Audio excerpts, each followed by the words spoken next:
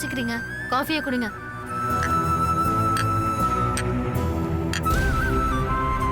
Coffee ஆறிடும். சூடு ஆறதுக்கு முன்னாடி குடிங்க. லக்ஷ்மி, இங்க வா.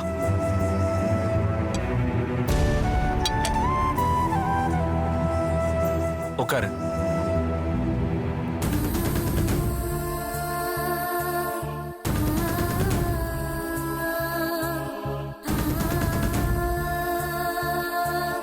உனக்கு இமேல ஏதாவது கோவமா?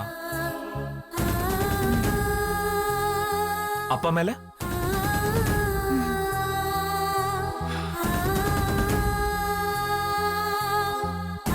லக்ஷ்மி, சேர்ந்து இருக்கிறதா நம்மளோட பலம்.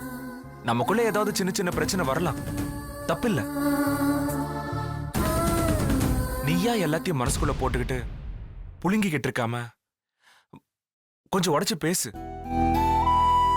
அது எவ்வளவு பெரிய பிரச்சனையா இருந்தாலும் நாம சரி பண்ணிடலாம். மத்தவங்க கிட்ட சொல்லக்கூடாத விஷயமா இருக்கலாம், ஆனா நாம பேசிக்கலாம். இத பாரு,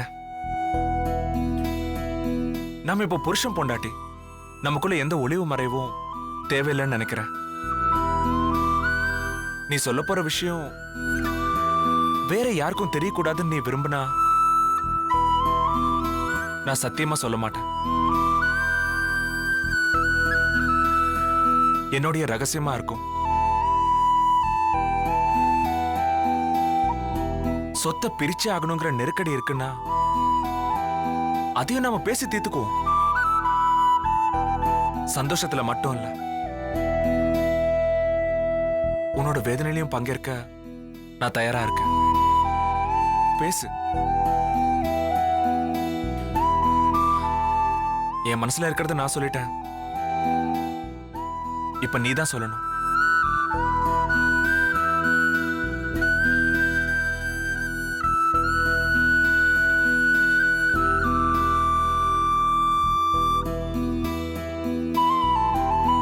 இல்லை வெற்றி,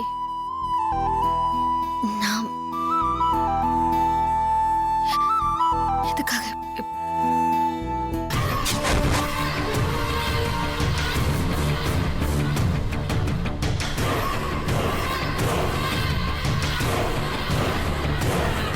என்ன யோசிக்கிற?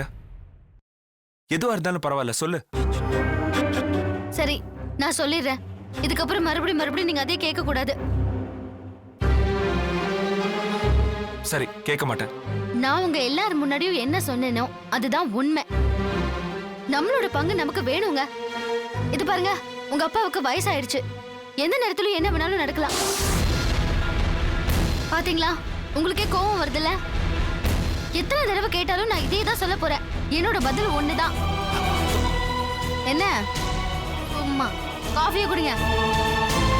இந்த குடும்பத்தை செதற விட மாட்டேன்னு நம்பிதான் இந்த வீட்டுல உனக்கு இடம் கொடுத்தோம். ஆனா இப்போ உன்னை பார்க்கவே பயமா இருக்கு. இந்த காஃபில விஷத்தை கலந்திருக்க மாட்டேன்னு என்ன நிச்சயம்?